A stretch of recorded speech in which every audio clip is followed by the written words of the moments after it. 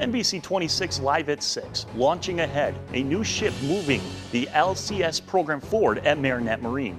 It's the last word Governor Scott Walker and Democratic challenger Mary Burke spar one last time before the election. A treasured moment captured tonight when one local mom gave back a precious poem found in a piece of furniture. We have breaking news now on NBC 26. Police in Virginia said that they have found remains that could be that of a missing University of Virginia student. Tests are being done to see if the remains are that of Hannah Graham. The 18-year-old has been missing since September 13th. 32-year-old Jesse Matthew is behind bars as a suspect in Graham's disappearance. It is our big story at 6. Marinette Marine launching the future USS Detroit today, marking the 4th littoral combat ship launched by the company. This comes after significant cuts to the LCS program. However, company leaders are confident moving forward. NBC 26's Raquel Amel has more from today's ceremony. Raquel, thanks. Red, white, and blue election coverage tonight live at 6. Governor Scott Walker and Democratic challenger Mary Burke wrapping up their second and final gubernatorial debate before the general election. Now, both candidates hit on common issues such as job creation and the state's economy, but also new topics such as a controversial Kenosha casino and drunk driving in the Badger State. One thing's for sure, both candidates played it safe in their final debate. 8,400 new jobs were created last month. That's the best September for private sector job creation in more than a decade. The unemployment rate's down to 5.5%. That's the lowest we've seen since October of 2008. And I think the voters should look, compare apples to apples. I could go on for a lot more than a minute 30 on this, but it is about workforce development, training, college affordability. It's about small businesses being able to grow. And right now we're 46th in the country in terms of new businesses started. Now, there is no question following the latest Marquette poll that this race is certainly going to come down to the wire. So what will make the difference in this election? Political experts weigh in. The race may turn on independence and the ability of each party to turn out its committed voters. There will be one more Marquette Law School poll released before the general election on November 4th. You can't turn on the TV lately without seeing a political ad these days, it seems. UWGB professor David Helpus says with the governor race virtually tied in polls, both Scott Walker and Mary Burke will be focusing hard on target groups they want to get to the polls, and one group is women voters. Reproductive issues or the wage gap or violence or gun rights or these types of things, these are often very controversial but very salient to people. Experts say study shows, regardless of ads, the majority of voters will vote based on party line. Governor Walker announcing a 3-step program to help contain the Ebola virus if a case is indeed discovered in the state of Wisconsin. The state health department will coordinate with the Wisconsin National Guard to train rapid response teams on protocols and procedures. The governor's office will partner with the Wisconsin Hospital Association on technical and medical issues associated with Ebola. And Walker is calling on the federal government to impose a travel ban for Ebola-impacted areas of West Africa.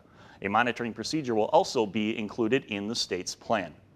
Well, turning to weather now, finally, the sun makes a reappearance here in Wisconsin following a gloomy week, but will it stick around into Sunday? NBC 26 meteorologist Michael Fisk joins us now in our first forecast. A 22-year-old man is dead after his pickup truck struck a home in Shawano County. It happened on Highway 45 just before 3 this morning. A 21-year-old passenger from Wittenberg was flown to a nearby hospital. Officials say the man's truck left the road and hit a house. 3 people inside the home were not hurt. The investigation is still ongoing. Covering Wisconsin on NBC 26, some incredible video this morning in Kenosha. A car crashing into a country inn and suites went all the way through a guest room and into the hallway. The 2 people in the room and the driver were not hurt. Very lucky the vehicle hit square into the wall, penetrated into the room. If you can imagine a hotel room and the width of a car, there wasn't a lot of room for that car to miss the people inside. Now, investigators are still checking on structural damage to the building. All the surrounding rooms have been evacuated. Preying on kindness, a Ridgeland County, Wisconsin woman is accused of making thousands of dollars by pretending to have cancer. Teresa Struba got away with it for about 8 months. The reports that we have is that her family, including her husband, actually believed her.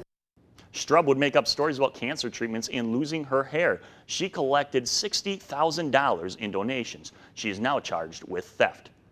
Visitors making the trek to the Apostle Islands may have to pay more. The National Park Service has proposed a $5 special recreation fee to see the caves. The current $3 parking fee raised nearly $50,000 last year. That's only a fraction of what it cost to manage all of last year's visitors. Wisconsin wildlife officials closed today the first of 6 wolf hunting zones, less than 4 days after the season began. The DNR says hunters have taken 12 wolves in a far northeastern Wisconsin Zone 2. The kill limit for that zone is 15. Now, the DNR says the zone will close tomorrow at noon. There is a statewide kill limit of 150 animals. Finding a treasure, an Alloway mom was on a mission looking for the owner of a picture and a poem she found this week. Leah Tomlinson bought a desk a few days ago from a De Pere Christian Outreach. Tucked inside behind a drawer, she found a picture and a poem written to a mother. She took to social media, sharing the picture with friends and other moms in the area, hoping to track down the rightful owner. Leah found her, and today came the reunion. It was so lovely for Leah to take the time and energy to get that back to me. Those are the things that mean the most as your kids grow up. So it was very special to see that again. Pictures were all that you had. Very and special indeed. Still ahead on NBC 26, fighting fear, the Ebola crisis still making headlines, and the president easing worries tonight.